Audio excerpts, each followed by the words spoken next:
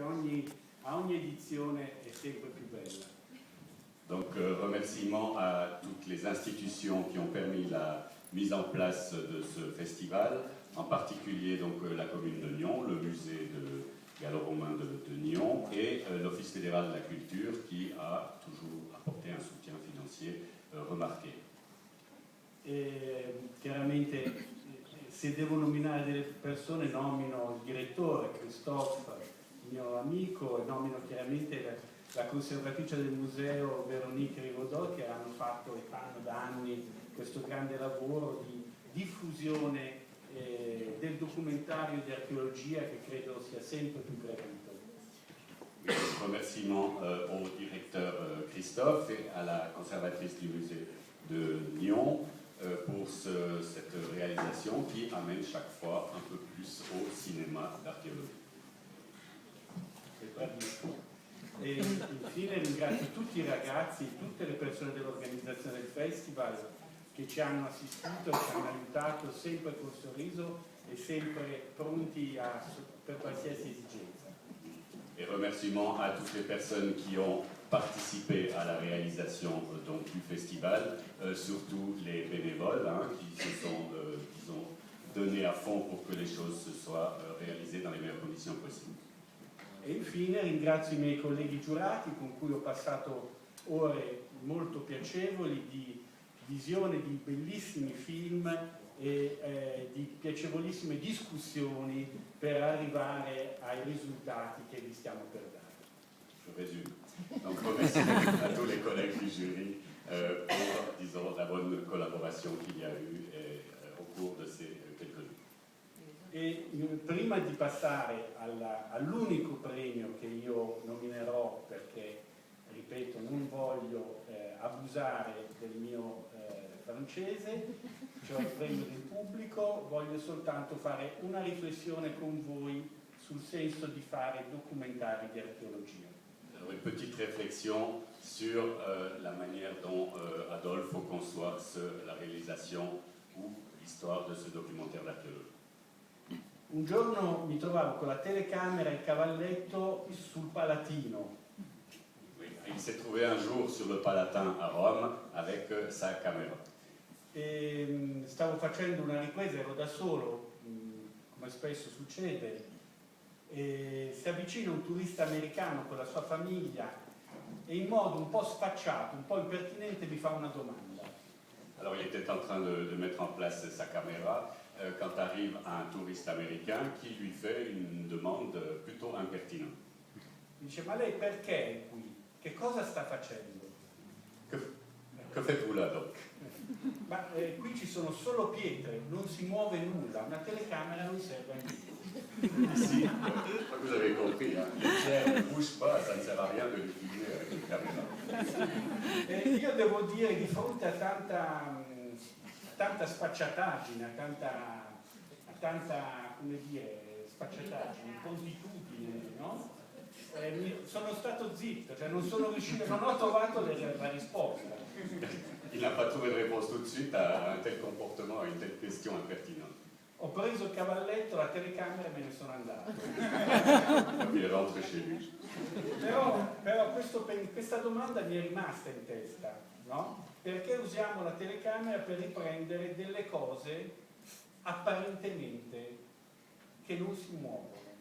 Oui, il s'est effectivement rendu compte que dans ce documentaire d'archéologie, on filme des choses qui sont totalement immobiles. E allora mi sono tornate in mente le parole di un grande regista che diceva: il dovere del regista è di mostrare ciò che è, di far vedere ciò che è invisibile. Oui. Et lui est revenu en tête les mots d'un réalisateur célèbre qui lui a dit Il dovere del regista è mostrare ciò che è invisibile. le devoir du réalisateur est de montrer ce qui n'est pas visible. Ma soprattutto ho pensato che sia appunto il dovere di noi registi e degli archeologi di estrarre dalla terra, dalle cose apparentemente ferme, non le chiamo morte, le chiamo ferme, fissate nel tempo, di estrarre ciò che è ancora vivo.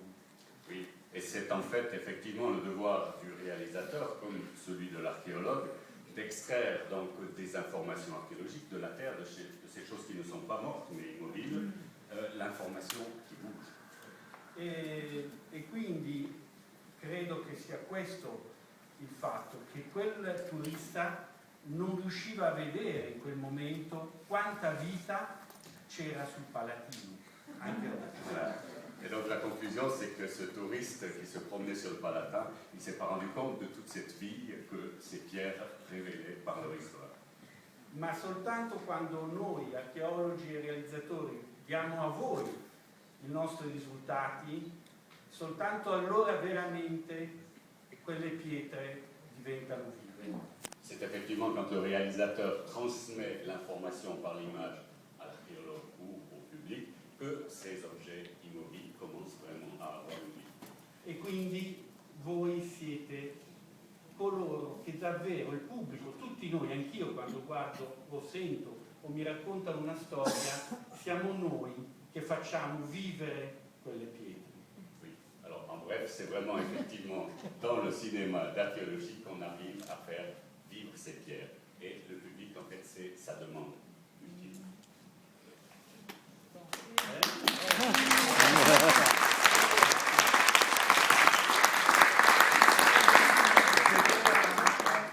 Je vais dire pour les prix de public, de ces dernières éditions, d'éditions du festival, à la 13e rang,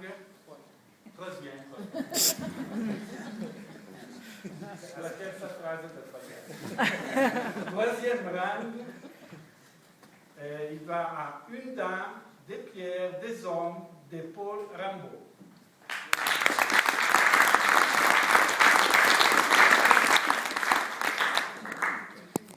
Pour le deuxième rang, il va à Les mystères des momies coptes d'Antinoé de Jackie Bastille.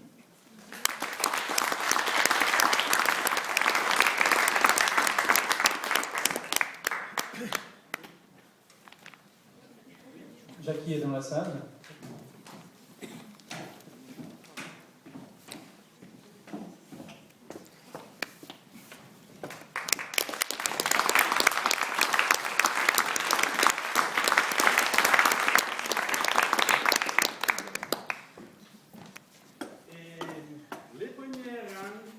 Les premières, c'est Les secrets du trésor de Priam de Yossif Pasternak.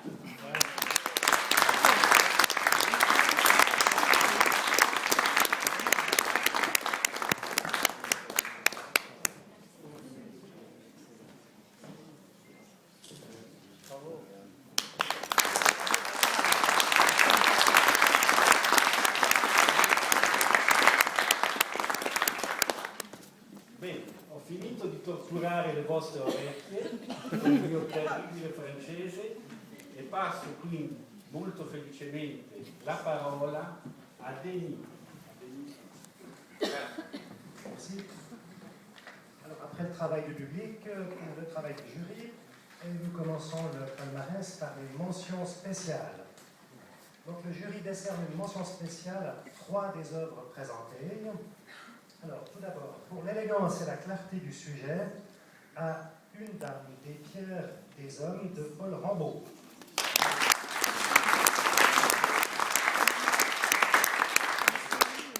Paul Rimbaud est actuellement en tournage, il n'a pas pu venir à Lyon. Alors pour une approche originale et personnelle de la préhistoire, à Descente, un passage à travers le temps de Rob Hope.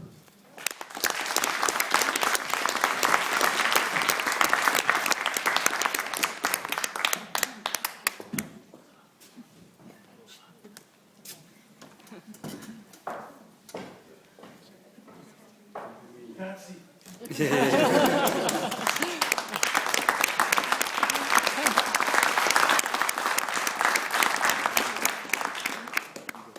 Et pour la qualité de présentation d'une technique novatrice, à Photographier l'invisible de Raymond Collet.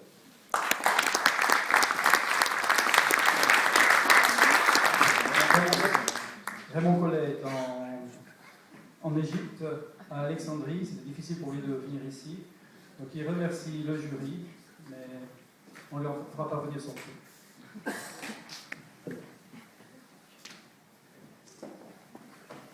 Eh bien, alors maintenant on passe au prix du meilleur film d'archéologie à but éducatif. Le jury a décidé d'attribuer cette année un prix particulier pour une œuvre de qualité didactique exemplaire. Tenant compte à la fois de la cohérence, du niveau scientifique, de la concision et des qualités audiovisuelles du film, le jury décerne ce prix à David Geoffroy pour Quand le Gaulois perdait la tête.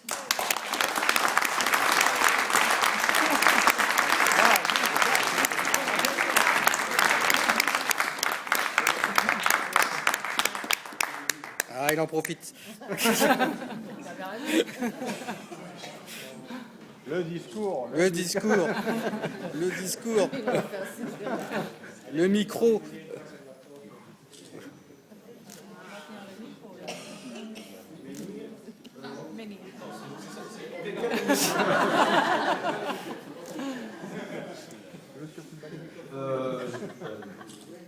Merci beaucoup. Merci. Je suis très honoré, vraiment.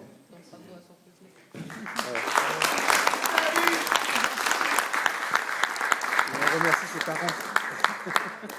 Ils sont pas dans la salle malheureusement.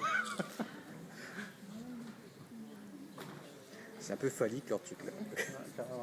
Légèrement. Ne t'assois pas dessus.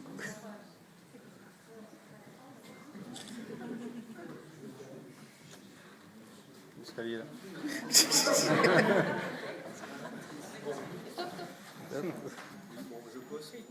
Ah oui.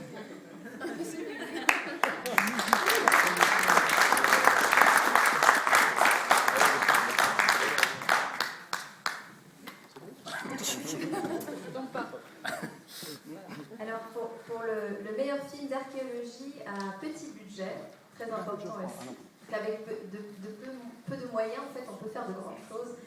Alors, la relation intime d'un homme avec le site archéologique dont il a hérité méritait d'être dépeinte avec poésie et sensibilité. Ça, je sens que c'est Sophie. Le jury, séduit par une approche originale de l'archéologie, décerne le prix de l'Association des Amis des Musées de Lyon à Sophie Catoire pour Le Dernier Paysan préhistorique.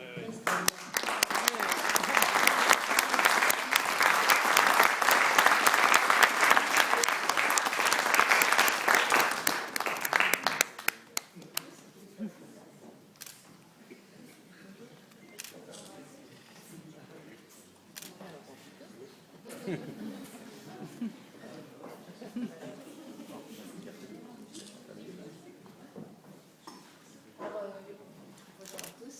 Je suis extrêmement touchée et fière pour moi, mais surtout pour Gilbert, qui est le héros de ce film, qui est ce paysan de 77 ans qui porte un tel amour des ancêtres et aussi des congénères, c'est-à-dire qui porte un message de fraternité.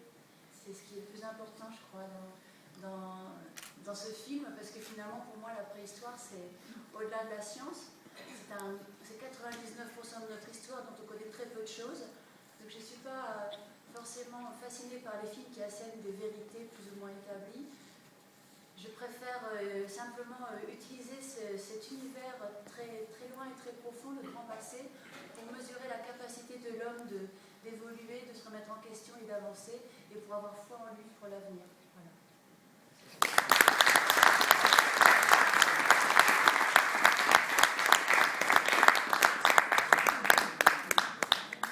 Ouais, et ce prix a été doté d'un petit chèque de 2000 francs offert par l'Association des musées de Nyon, que je tiens à remercier ici, qui est notre partenaire depuis le début du festival.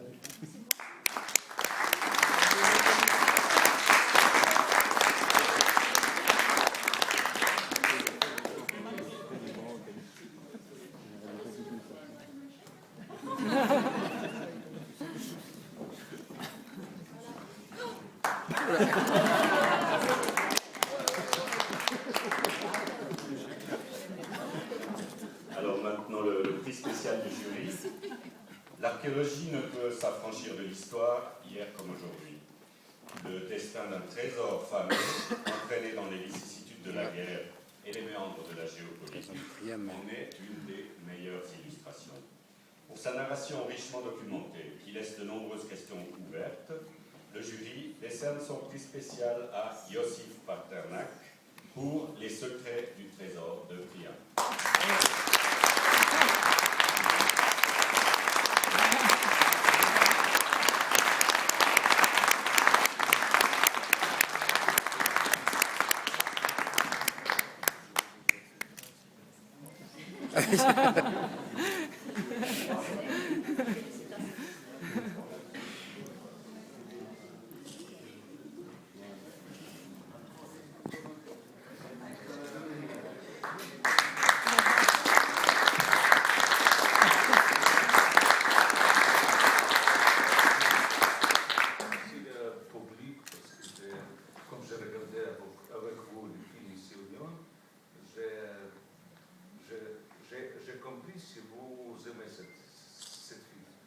C'est très bien parce que ce n'est pas juste film pour l'archéologie, parce qu'il n'est pas juste tirer les progrès archéologiques, c'est beaucoup de choses. Et pour moi, c'est très important.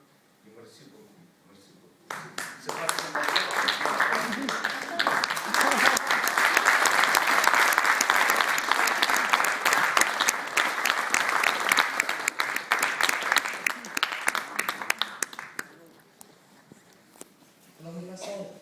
au prix du meilleur film d'archéologie, tout court, mais très large. Le jury couronne une œuvre qui présente une démarche scientifique pluridisciplinaire et exemplaire pour situer dans le temps et l'espace un ensemble monumental d'importance universelle. Le jury a particulièrement apprécié la clarté de la narration ainsi que les qualités esthétique et la maîtrise technique dans la réalisation d'une œuvre de haut niveau pour le grand public. Donc le prix du meilleur film d'archéologie, au sens du Festival de Lyon bien entendu, est attribué à Frédéric Villemer et Saleha Djerdan pour Crépuscule des civilisations, encore la civilisation engloutie.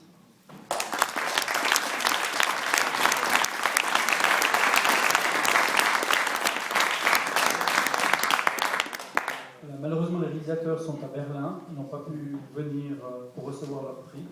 On ne leur fera parvenir. Voilà, c'est ainsi que se termine la remise des prix. Je tiens encore une fois à le mentionner, c'est très régulier à Lyon, que en fait le public donne son prix à un film qui est aussi primé par le jury. Et c'est assez intéressant de voir qu'un jury de professionnels, d'archéologues professionnels et de cinéastes professionnels a le même avis que le public. Ce qui veut dire qu'on a quand même un très bon public.